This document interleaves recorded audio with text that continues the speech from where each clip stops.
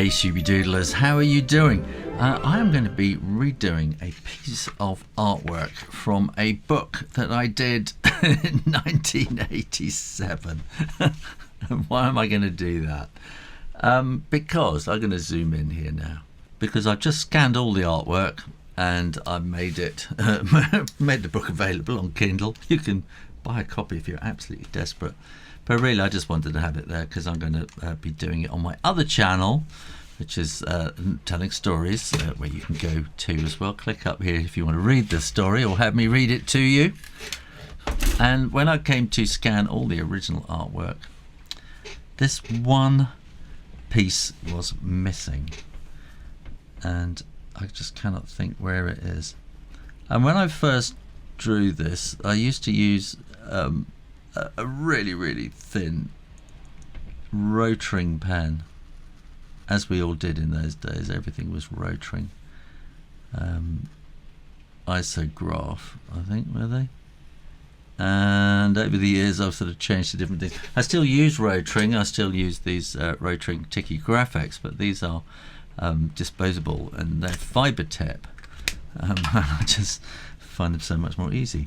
And I think the thing that was always really good about Rotring pens was that they were waterproof. The ink was waterproof, so that you could do watercolor over the top, and that has always been my sort of main priority. So I've scanned this picture from the book, in fact, and then I printed it out on really thin paper so that I can see through. And we want some kind of lines like that.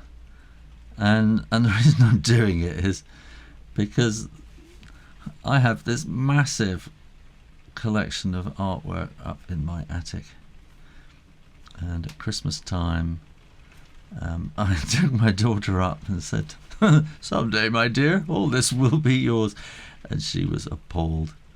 So I've been doing quite a bit of tidying up and starting to organise what's there. Does he have eyebrows? This is really weird. I kind of would draw quite differently now, I think.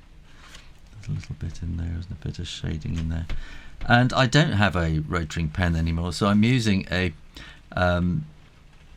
Sailor Food pen, Foodie pen, and F-U-D-E, and just using kind of the back of the bent nib just to get a really thin line. It's about the thinnest I can do at the moment. I suppose I could order a really thin pen again, but I can't really be bothered, and don't want yet another pen I don't use just hanging around.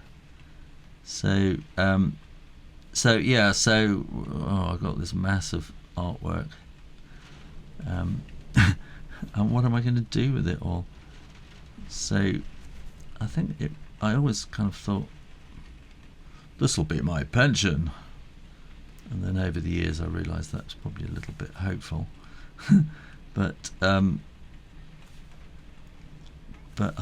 just don't want it hanging around anymore now. So I'm going to make it all available for sale slowly on my website. And again, you'll find a link up here to the store on my website, where I'm going to be sort of selling complete artwork, sort of the whole book. And part of me sort of is thinking I need to do kind of a sales campaign about NFTs, or a negative sales campaign about NFTs rather. What are they? Non-fungible tokens. So if you've been taken in by this scam already, then I would sell out quick. And a non-fungible so a fungible token is like a dollar bill or a pound note or something like that, and it's a token. It's not actually money, but it's a token that represents money, or represents value, should I say. And so then Bitcoin has all come in and everything, and Bitcoin doesn't actually represent anything. Bitcoin represents an idea, and while people are still believing in it, then it works. And I have a feeling that the whole Bitcoin thing is going to collapse, because it's not based on reality. And eventually, like all these things, the right person will say, hey, the emperor has got no clothes. And everyone will go, ooh, right. And the whole thing will come tumbling down. And the same thing goes for NFTs, which are non-fungible tokens. So, like I say, a fungible token is like a dollar bill or a coin that you can just keep churning out hundreds and hundreds and thousands. A non-fungible token is like a piece of art. There is only one of them. And so you cannot have this token where you say, I own this JPEG. So what's happening is thousands of people are just going on their paint programs, producing anything, just anything, just rubbish, and saying, hey, this is an NFT, and then they're posting it up. And in theory, people are buying them. I'm not convinced people really are. But there are some things which have been really cleverly thought out, and so have some artistic merit, which have sold for quite a lot. But you're not actually buying anything. You're just buying the right to say, this is mine. And that's all, and it isn't yours. You don't actually own it. And what's even worse is that they do it in editions. So you're not even owning the thing, you're owning a percentage of it in the end. You know, if you buy a print and there are 120, an edition of 120, then you own a print. And that's undeniable. It's in your hands. You know where it is. So then, this is the biggest scam, I think. They say, right, we're going to do an edition of 10 or 100. Let's say 10. That makes the figures easy. We're going to do an edition of 10 of these NFTs. So if you buy one, you're buying print number 1. But you're not. You're buying a 1/10 share in that. So I think it's a complete scam from the start. So anyway, why am I going on about this? Because this is a real non-fungible asset, and it's not a token, it's an actual asset. It's a thing that you can hold in your hands and say, wow, I've got a whole book's worth of artwork here, and I've even got a copy of the book, and I know where it's come from, and I know who did it, and I can tell that it's real art. This is real watercolor, and there's a history to it. Whereas if you buy a non-fungible token, you know nothing except that somebody's trying to scam you, and the whole business is all done by, it's only young men that are really interested in non-fungible tokens, because they get taken in by this kind of thing. And when you look on social media and everything, it's everybody is just trying to get everybody else in on it, because if somebody else comes in, then the value goes up on theirs, and it's just one gigantic Ponzi scheme. So don't get fooled. Whereas art is a real thing, and it's something you can hold, it's something you can pass on, it's something you can sell on. So, and I think children's book art is very collectible, and I know people do like to collect it. It goes into museums and all sorts of stuff, and so, you know, it should be you know, in terms of art, collecting art, it should be as good as anything. If you're looking at it purely in terms of financial investment, that is. But I'm looking at it in terms of, yeah, I want to try to make something to add to my pension, or even start one. And let me see, what am I doing here? And I want to clear my attic out, because I think the floorboards are going to give way eventually. So this is Miss Binding. She's the county librarian. Well, not the county librarian, but anyway, she's the librarian. And this is her mobile library. Let me have a look at these eyes. Let me see what I've done there. I think I do this all very differently now. A tiny little nose. Eyebrows are like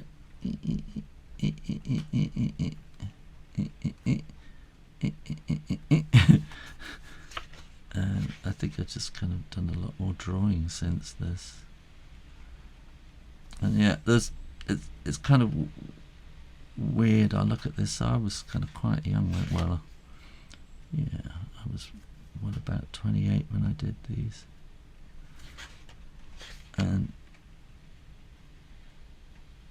And so part of me thinks, oh my goodness, how did anybody ever actually trust me to do books? Because I wasn't really that experienced, and I don't think I was a brilliant drawer, but they must have seen something in me, I don't know. And I think in those days much more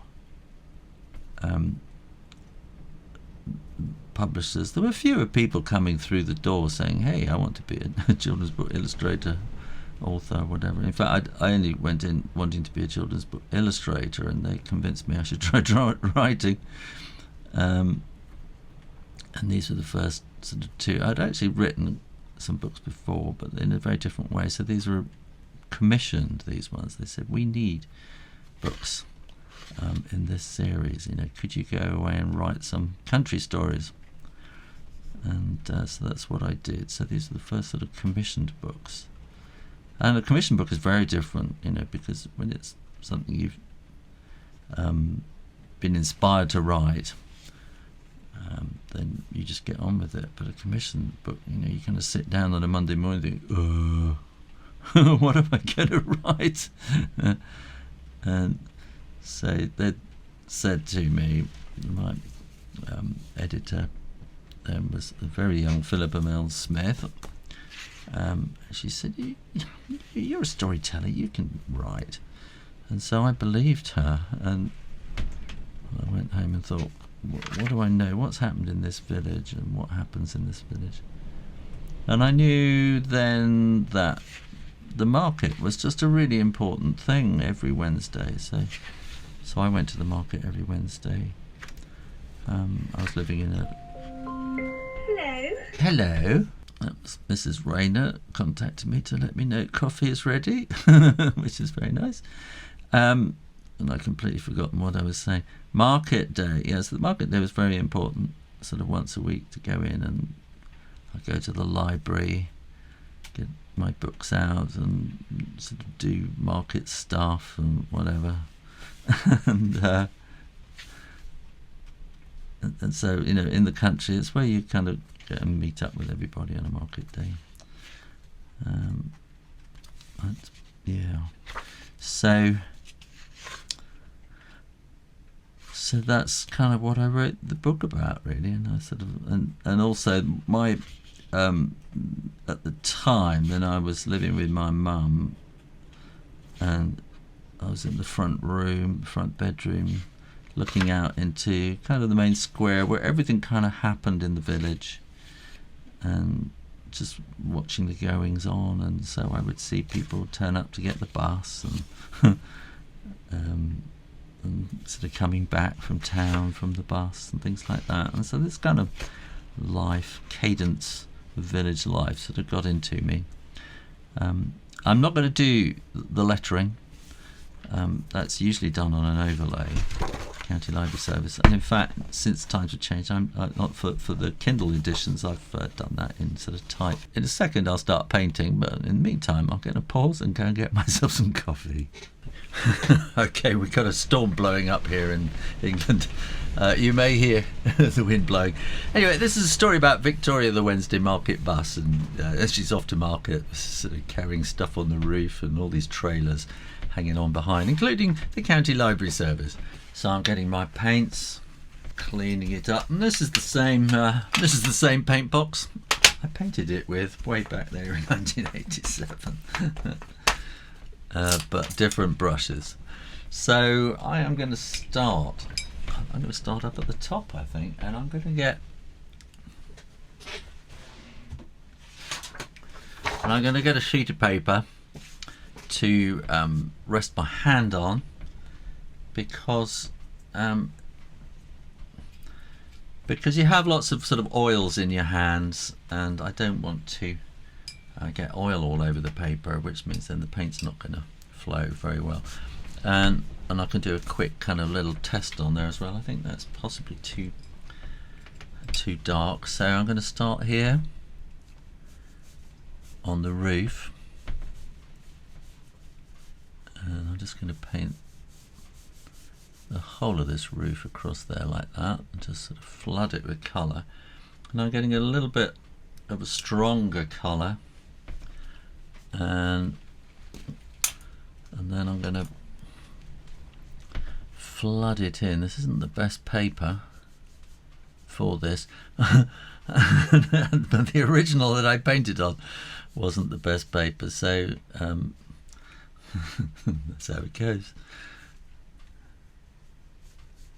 Like I say, I was living right out in the countryside, and getting hold of paper. There wasn't Amazon, there wasn't an internet, so I just had to kind of make do with what I could get, really, and that was just sort of cartridge paper, which this is. And I'll paint around these windows, I think, while I'm at it. Although interesting, to say there wasn't an internet. So this is about this time I got my first ever computer. Well, no, actually I'd had it a little while, I think. My Amstrad CPC 464. And I think it was around about this time I got a disk drive for it, which kind of revolutionized it, which meant that you didn't have to wait 20 minutes for it to start up, boot up, as we used to say. And I'm going to come and do the tyre down here as well, I think, while I'm at it. And then my brother was kind of heavily into stuff. Well, I got him into computers, actually.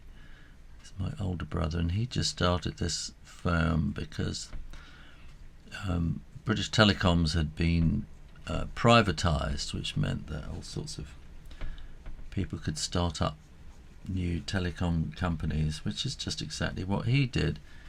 And so he was very into telecoms and things, and he came along with this thing called a modem, which then was probably not even 14. I remember the first one I got on the internet was like 14 baud, was it called? And which was really, really slow. But anyway, so he had this thing called a modem, and we tried connecting our computers up so that we could talk to each other and do, well, email hadn't been invented, but whatever it was that you used to do, you used to kind of type and it would appear on somebody else's screen at the other end. And he was sort of heavily into trying to get that working. So we were kind of quite advanced for for doing that kind of stuff. But there was no Amazon, and there was no way to just get materials, and you had to just go to art shops. And so the art shop locally to where I lived had absolutely nothing. It just had cheap brands, and so if I wanted art materials I'd have to wait until I went up to London, and that was kind of a full day thing. So to go to London from where I lived in Wales meant getting up at 6 or something to catch the train, which would take sort of 4.5 hours into London, and to go and see publishers or whatever, and then I'd have a mad dash to an art shop, a London art shop, and just hope they had what you wanted. And of course, you couldn't guarantee that in those days. And I suppose there was some kind of mail order at the time, but I wasn't aware of it, and that would have made things better, I suppose. But there were certain materials like these little pans, these little colours here.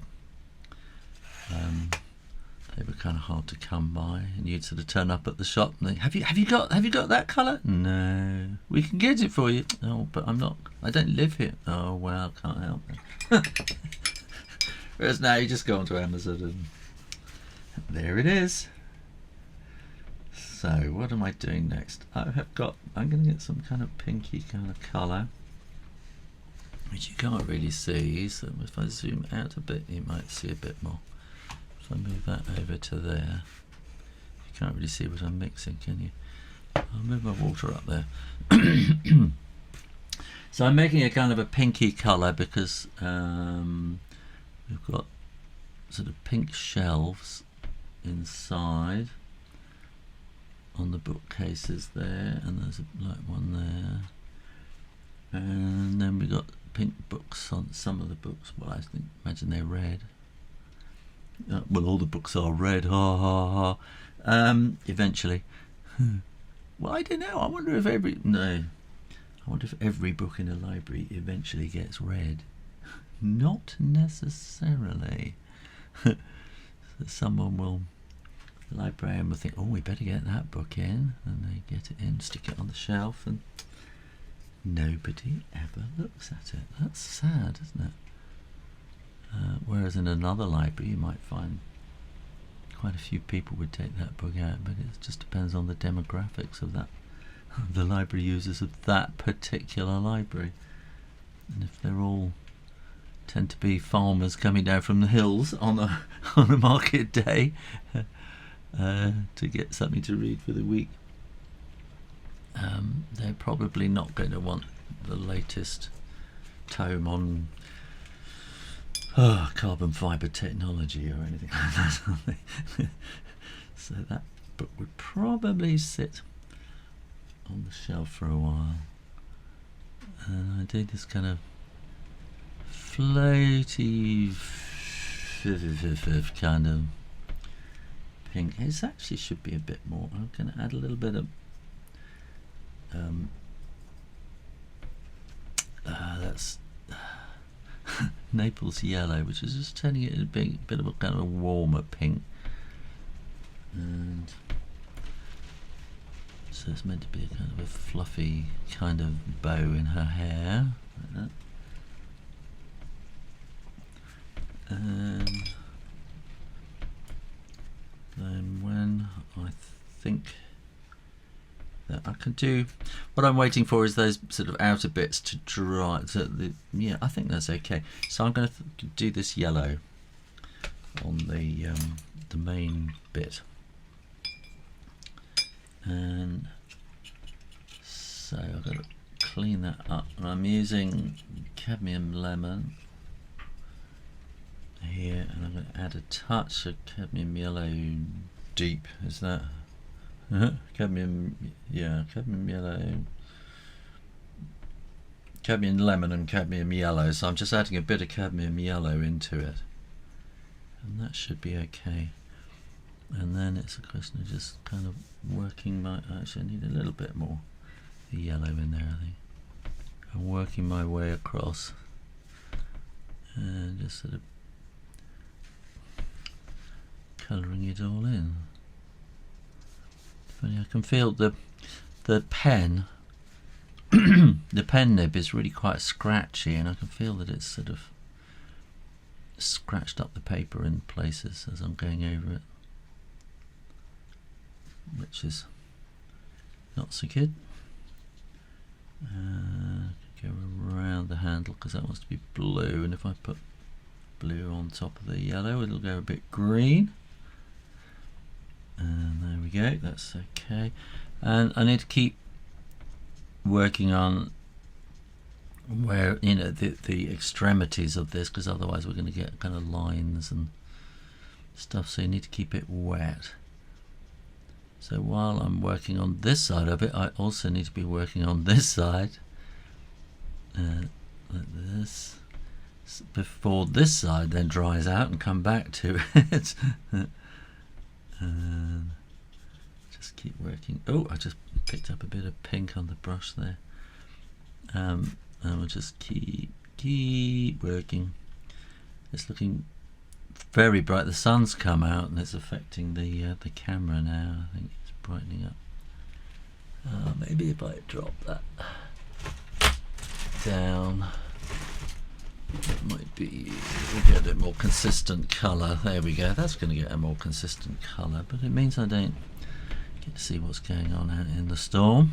And this is Storm Eunice, which they've been warning us about for days, and we're kind of right at the funnel end of it. So there's, I don't know if you know the British Isles, but anyway, in the west we have the Bristol Channel, which is like a funnel, and we are right up at the top where the wind is blowing it. But luckily we're also up on top of a hill, so we're not going to be faced with the storm surge. There's a high spring tide as well, and so the wind is kind of creating a storm surge with the high tide as well. So luckily we're high up and shouldn't be affected by that at all. And so I'm adding a bit sort of more stronger of the cadmium yellow. Oh, that's a bit too strong, I think.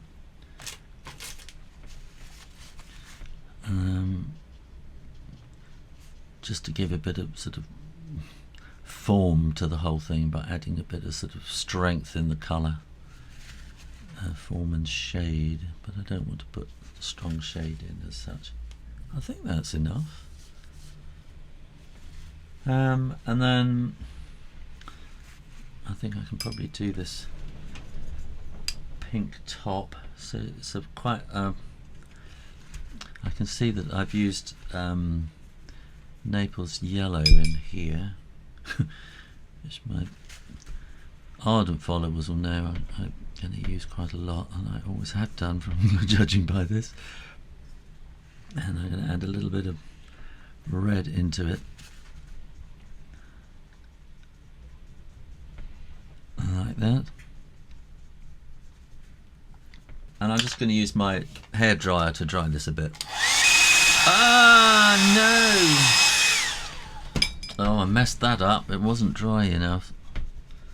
So let me see if I can just wash some of that out. Add a bit more of the yellow in up there, just to... Oh, that was bad. Anyway, that's all pretty much dry up where I want it to be. I'm going to want something more blue for the sort of chromy bits. And you can see I'm not bothering to wash out the grey, because I don't mind if a bit of grey comes into it. So this is kind of meant to be chrome sort of fittings around there, and also we're going to want some blue on the hubcap in there as well, like that. And I think then I can sort of start working on this hat, and also Miss Binding's hair. No, I'm going to do their faces first, I think. So for that I'm going to need Naples yellow again, and I'm going to get some of this Scarlet Lake just ready, a little reservoir of that. And so I want Naples yellow, and so I'll just kind of work my way across the face like that, and leave a little bit around the nose and a bit around the cheeks, and around that cheek about there, like that. That'll do, I think. Yeah. And then I'm going to pick up some of this Scarlet Lake and just kind of drop it in there and underneath the top. Clean the brush, and my last video I was saying about attention spans and stuff, so if you're still watching, congratulations. That must mean you've turned everything off like I suggested last time. And I don't know if, you know, I mean, I'm not claiming to be, you know, the greatest art teacher, but I think if you kind of watch, if you choose to watch a video, I should say, that is trying to show you kind of a start to end process, then I think you should stick with it, because in there somewhere, oh, can you hear the fire engines? Oh, there's something. Yeah, fire. Oh, I'm waiting. Yeah. Oh no, ambulances or no, it was a police, I think, actually. So someone's having trouble in the storm. Yeah, I think, you know, what I was saying last time was that so many people say, oh, you know, I can't do that, don't they? To do a piece of work like this requires sustained concentration, and if you can't watch a video through to the end, then you don't have any kind of sense of sustained concentration, and you're always going to have trouble. Where am I now? Yeah, so we need a bit more in there. And this kind of a video, I'm just kind of working my way through it and trying to explain what I'm doing. And there might be one little thing that I do, one little trick, which you might go, oh my goodness, that's how he does it. And it'll be the thing that you know, completely changes your style or your way of thinking. And if you'd have just thought, oh, this is boring, you know, I can't wait to the end, you'll never have known about it. And but I don't know what that thing is. And you could, in theory, make a video saying, here, these are the top 10 secrets of watercolor. Well, I mean, there's hundreds of them, aren't there, already? There's millions of videos like that already. But you don't know what is the actual secret that you're really looking for until you've seen it. And I don't know, that is too bright, so I'm just going to dab that down a bit. You see, that is just one little thing. You might go, oh, dabbing down the colour with a bit of old tissue. I see, that's how you do it. And you just may never have seen that done before, and think, oh, I'll have a go at that. But if you hadn't stayed watching, you wouldn't have known. So you do have to keep watching this kind of a video, I think.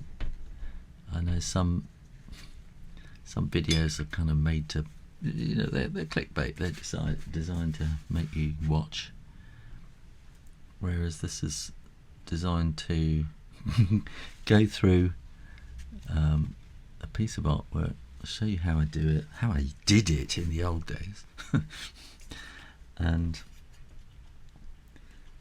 you know, and just to kind of explain what's going on,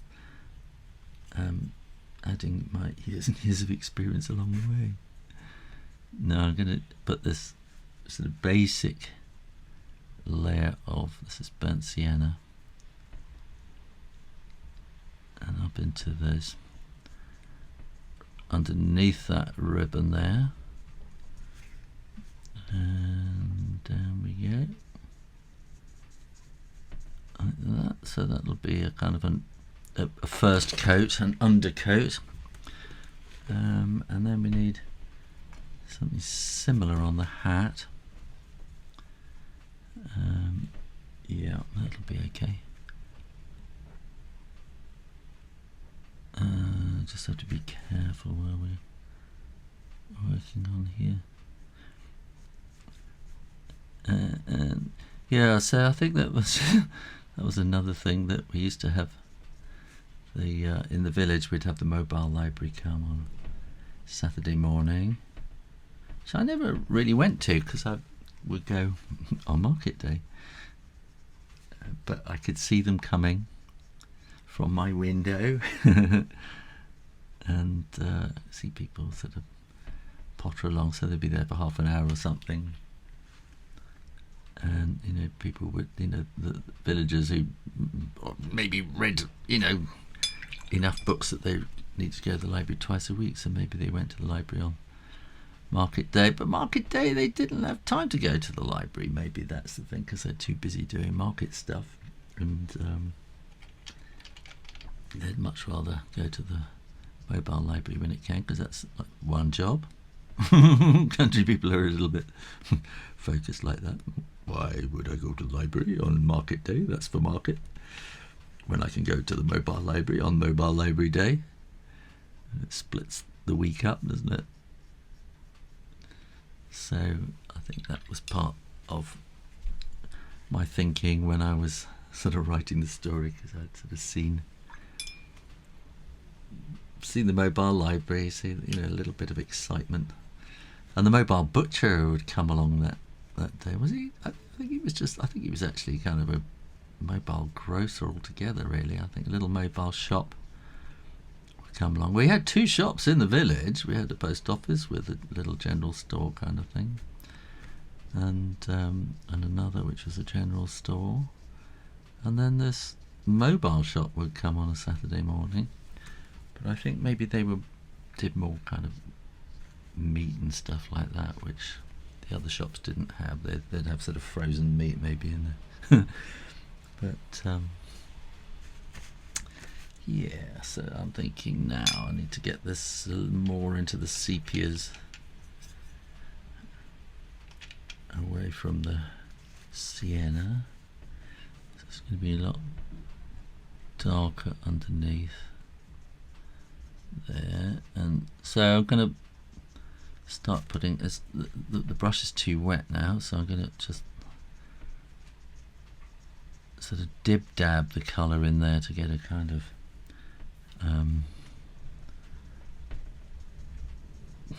mottled kind of fuzzy hair effect kind of thing. She's obviously been, when was this, 87, she'd obviously been and had a perm.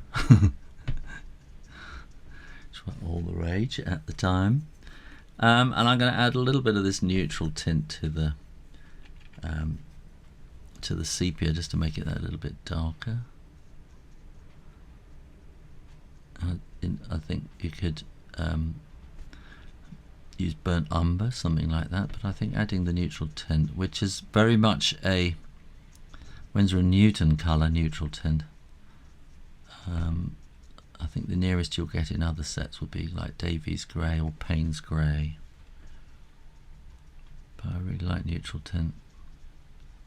It's great for shadows and things. So I'll leave that to dry for a bit. And I can see that I didn't put the, what would you call it, sort of the lacy bits in there, but I'm just going to do that. And then we also want a little bit of shadow underneath here, so I'm going to do that now. I think usually I sort of finish up with shadows at the end, but I'm going to do that bit of shadow. Oh, that's a bit too strong. Let me clean the brush. There we go. And she has a bit of shadow under here as well. Like that. I think she should have some shadow underneath her fringe as well, but I'll leave that for the moment.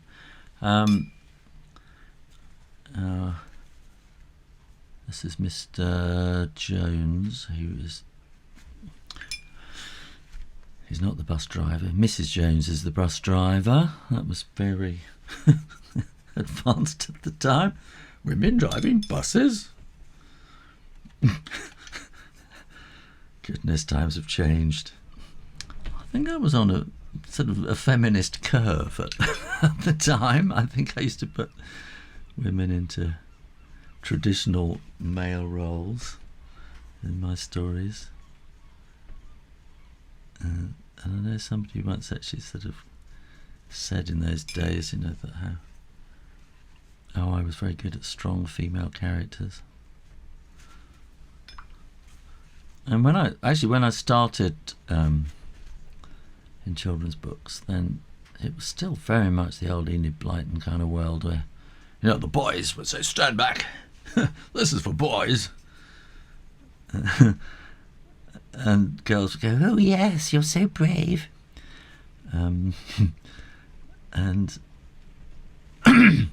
I think everybody gets inspired by the children they know, and I think I only knew my nieces. I had four nieces in the end. I had three nieces at the time, I think, and I knew my nieces very well. And when I read them books, I kept thinking, "This isn't right." So I kind of actually sort of actively chose to create these sort of stronger female characters. I don't think they were massively strong, but they were stronger than other characters, that traditionally in children's books. And I did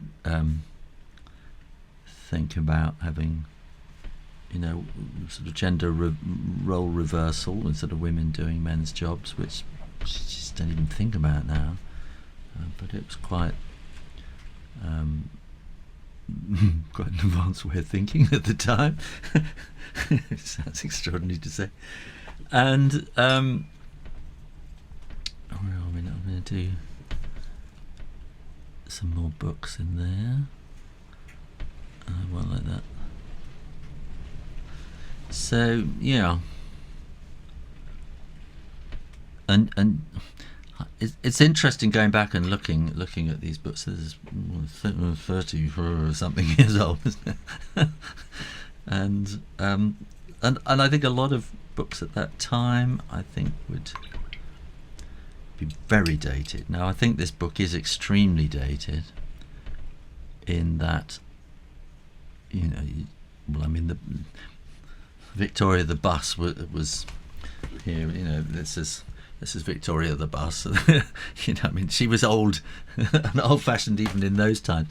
So the bus itself was different, and country life has changed so much since those days.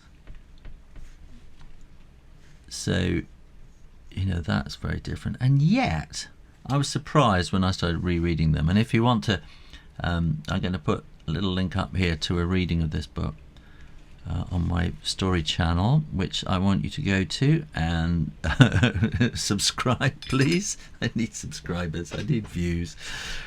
And when I actually came to sort of looking through it, then actually it actually stands up quite well, and I'm not embarrassed by it at all. And I think maybe I think there are some attitudes which are probably still lingering at the time in a few books, which would be really quite embarrassing now, I think. And I do remember, because these were kind of very early days in my career certainly as an author and an illustrator too. And I do remember, a couple of sort of ideas that I had, and I still got the dummies and little sort of synopses kind of things that I did. I used to make little books, and I had this character called Clumsy Clot. It's so embarrassing now, and he was just somebody. He just kept falling over everything. and I get used changed to a much finer brush now. You might have noticed. And if people want to know, this is a Rosemary and Co Designer Series 344. It's a number 2, and the other one I'm using is a number 6. So, and I'm not being sponsored by them, by the way. So where was it? Clumsy Clot. So it was like this. Well, I mean, this is a whole thing that I didn't know about. The character is essentially dyspraxic and not very, just bumpy, a really bumpy character.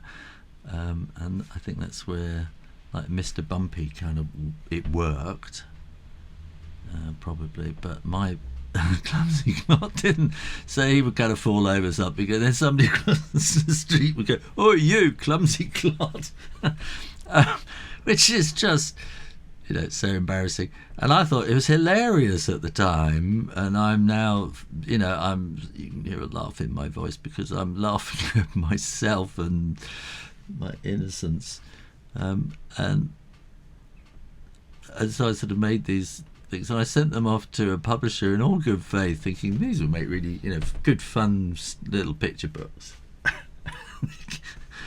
they came back saying, we don't do books like that,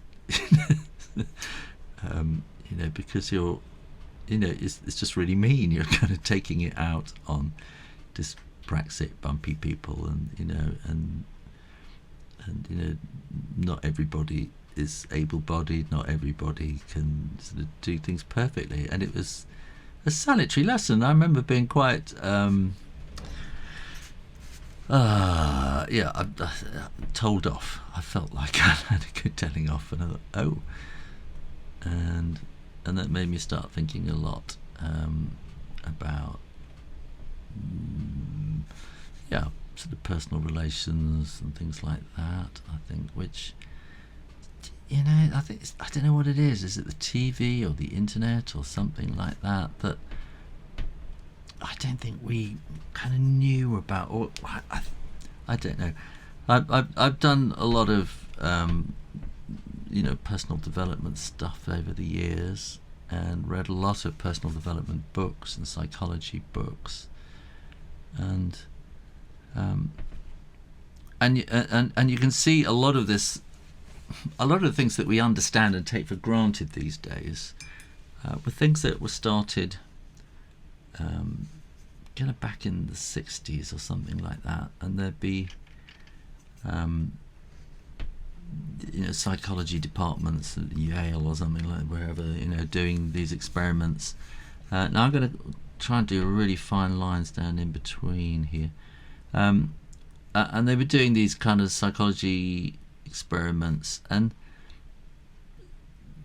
all the psychology was only really getting into the mainstream really in the 80s and the 90s, I think, and kind of from my experience, I would say it didn't really even get into the complete mainstream until probably after the great financial crash in 2008, and people was like, whoa, what are we going to do with and they had to kind of get their act together to sort of go out and sell themselves, and sort of, what are we going to do with the future?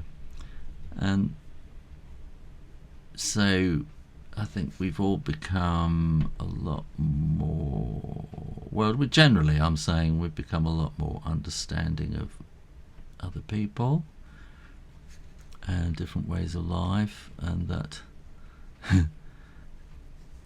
some ways people choose to lead their lives is not a problem, and nothing to get wound up about, and nothing certainly to send them to prison for.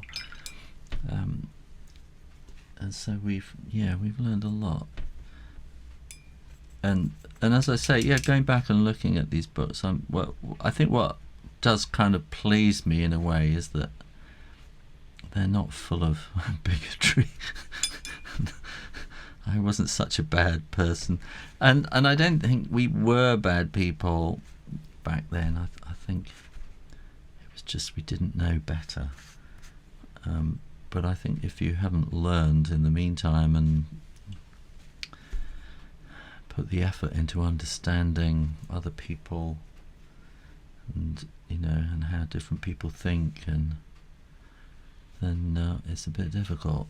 And it's particularly difficult now, I think. I don't understand how the internet, which should have really have sort of opened up people to learn to live and get on with other people, just seems to have driven people further and further apart, which is a real shame,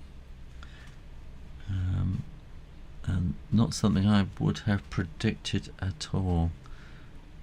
Back in the 90s, at the beginning of the internet, when it was so exciting, it was so much potential, and this fantastic, amazing future that was going to be happening, and then the Facebooks took over, and it stopped being fun. We need a little bit of blue in on the handle. So we're getting there slowly.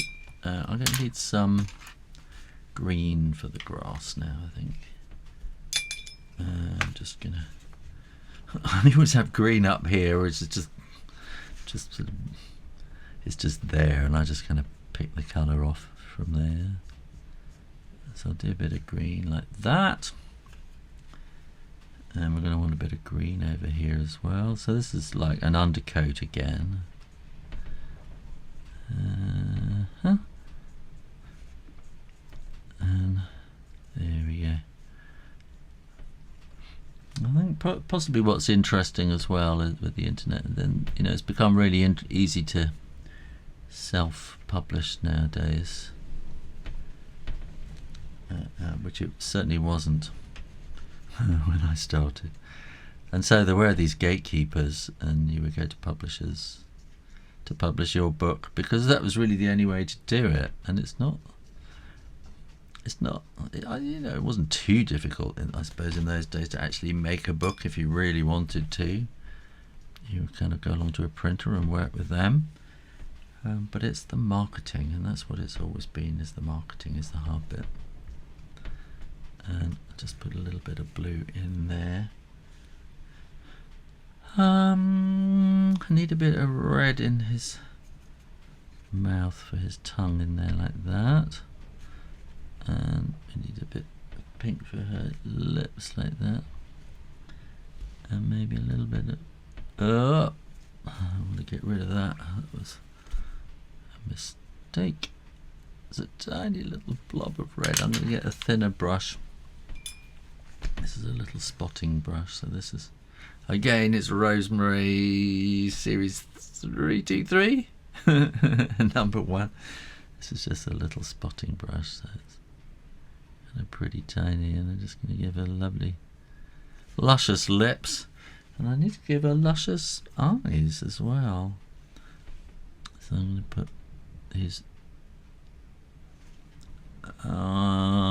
pupils in there like that. So I'm giving her lovely blue, violet blue eyes, and I can see on the original that the nose is a lot more pronounced, like that. I think she's pretty much there, and then we need some more. I think a bit of green in the books, I think. Yeah. Still working on these. Filling up the bookshelves. Dun, dun, dun. And I didn't know how much that I'd be involved with mobile libraries at the time, and I'd really settled down into this sort of very quiet country life, illustrating. I was very happy to at the time, and I kind of had this vision of just sitting in my little shed, drawing and painting away, and that's all I really wanted to do. And then right across the road from where my little shed was was the local primary school, and the head teacher one day said, I gather you're writing children's books in that little shed. Yes, I said he wouldn't come and speak to our children and tell them about what you do, and I thought, and I was terrified. So I went and took a load of artwork and my first couple of books with me, and they were such fun, and they just were really, really forgiving, I think is the word. And they kind of asked questions, and we just had a lot of fun just chatting, and then the afternoon went. Afternoon came and went, and that wasn't too bad. So when eventually, I think probably the next thing I ever did was a bookshop in Newcastle. My publisher sent me all the way up to Newcastle, and then I thought, well, that was terrifying, but I got through it, and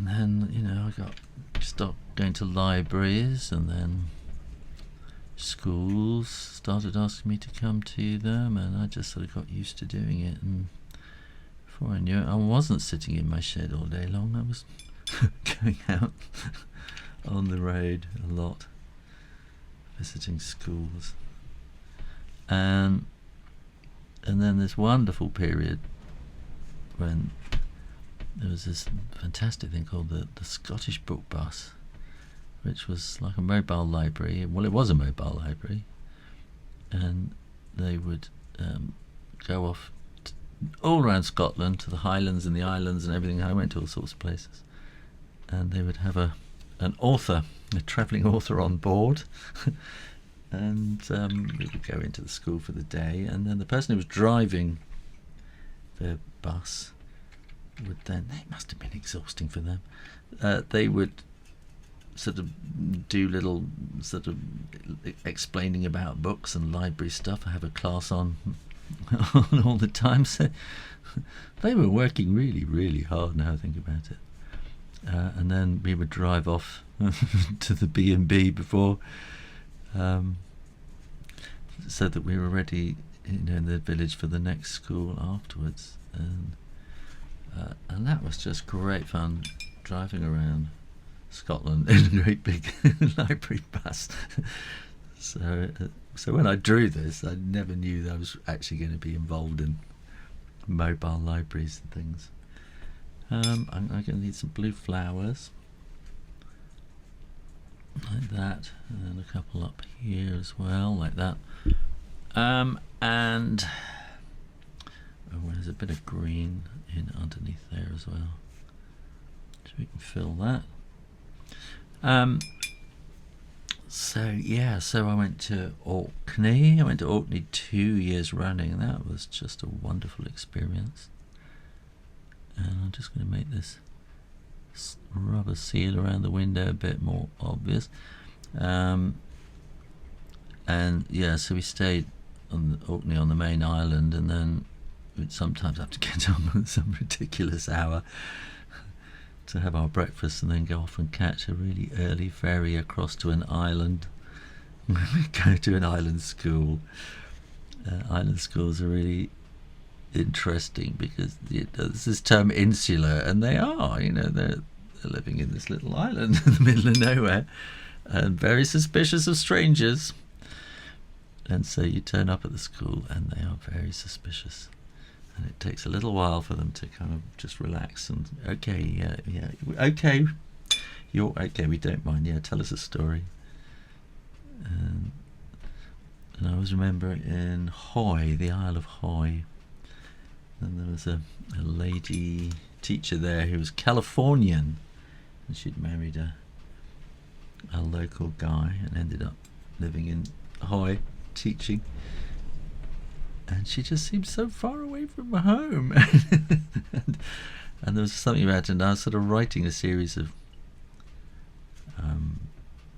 rock and roll nursery rhymes at the time, and so I wrote her one, Crybaby bunting, Daddy's gone a-hunting, gone to buy a Chevrolet. Driving in his Chevrolet to buy some pretty dreams today.